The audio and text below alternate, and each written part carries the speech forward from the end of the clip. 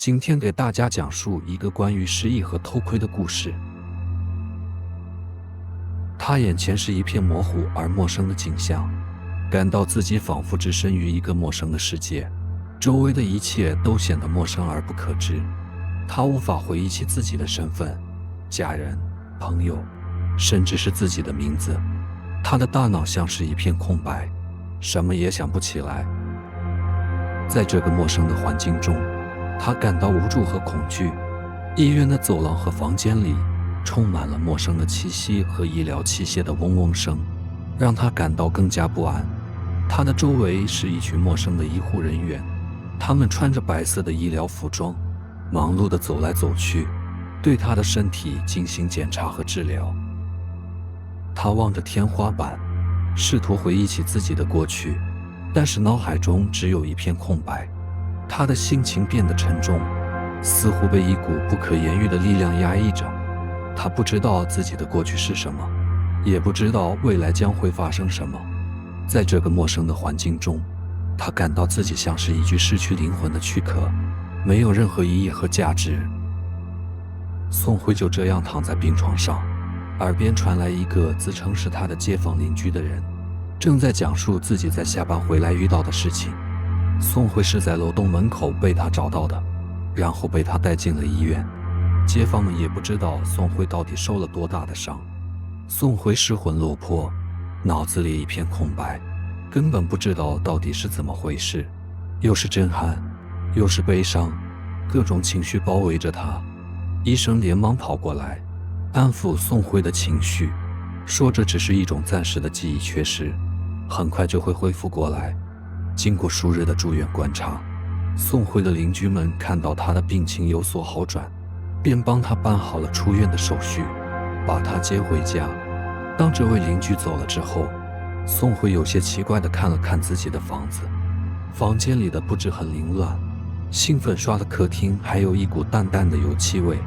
随后，宋辉来到了自己的房间，发现自己的床边有一个天文望远镜，而在天文望远镜的下方还贴着一张字条，上面写道：亲爱的老公，本周是你的生日，我特地为你购买了这台天文望远镜作为礼物，不过我要去外地工作，无法陪伴你，请原谅。当宋辉拿起天文望远镜时，他突然意识到自己原来有一个很温柔的老婆。随后，宋辉来到了阳台上，拿出了望远镜，无聊地看了起来。今夜的天气格外湿润，水汽氤氲。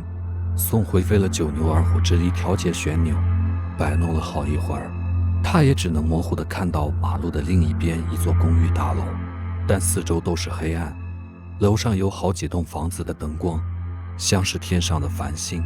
他瞄准的是一间房子，由于露台的窗口是打开的，所以整个房子都一览无余。只见一男一女两个人靠在一起，亲昵的像是站在一起了。宋辉看在眼里，只觉得心跳加速，面色涨得通红。本来他并不打算窥探别人的隐私，但出于好奇，他还是忍不住了。正在此时，正对门的一扇大门忽然打开，一位雍容华贵的妇人走了进来。她怔怔地看着这一切，似乎有些不敢相信。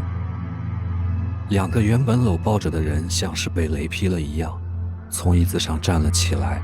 你看看我，我看看你，脸上都露出了一丝尴尬的表情。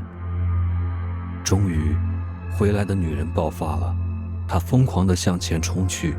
男人手舞足蹈地解释着，但他的话显然无济于事。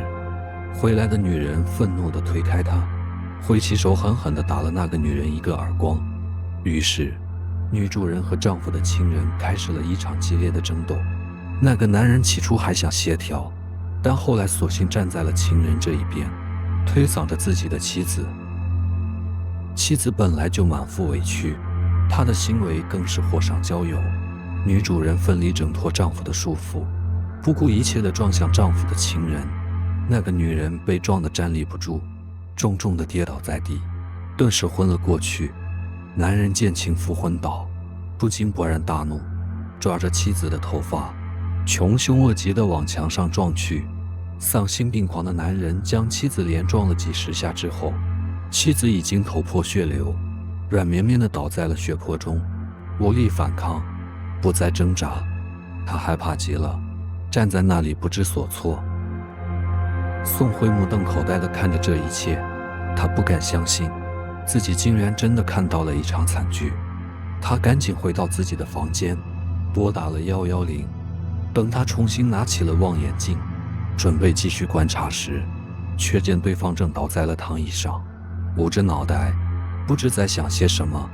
就在他聚精会神地看着前方的时候，那人猛地抬头看了他一眼，眼神中带着一丝威胁，让他连忙放下了手中的望远镜。等到心情平复，他拿起了望远镜，发现刚才看到的景象已然不见。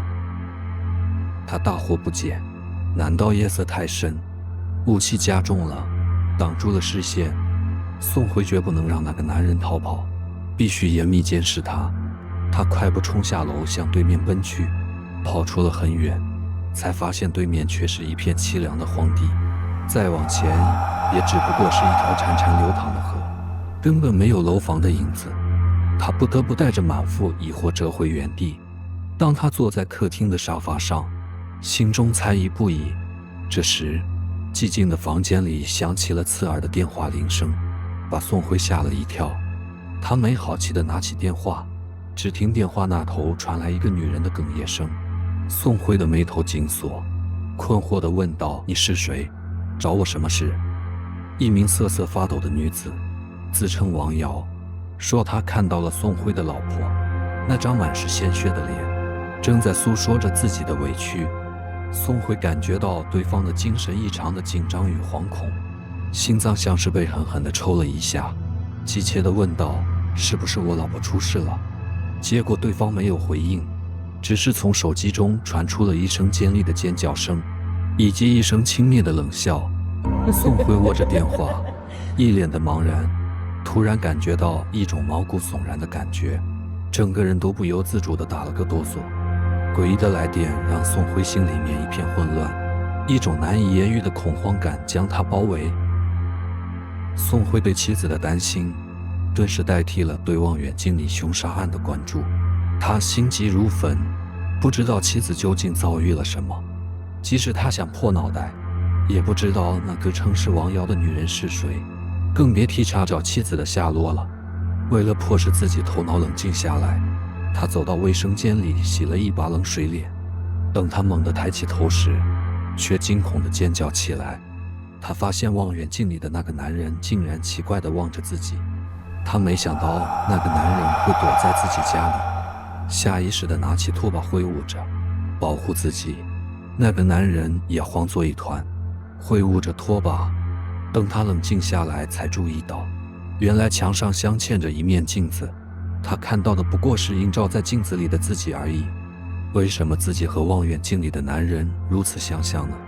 凝视着镜子里脸色惨白的自己，他感到头痛欲裂，仿佛被万箭穿心。刹那间，丧失的记忆像开了闸的洪水般涌了进来。原来，他在望远镜里看见的那个男人，其实就是他自己。而刚才打电话来自称为王瑶的女人，其实就是他的情妇。他清晰地记得自己杀害妻子后砸破了客厅的一堵墙，残忍地把妻子的尸体硬塞了进去，然后重新堵塞并粉刷好墙壁。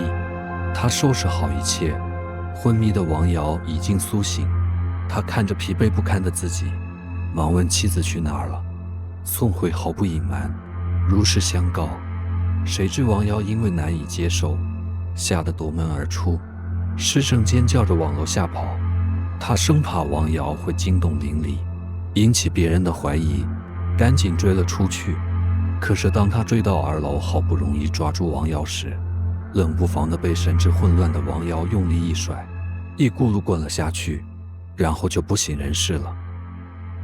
恢复记忆后的宋慧极度惊恐，心中无尽的疑惑和不安纠缠。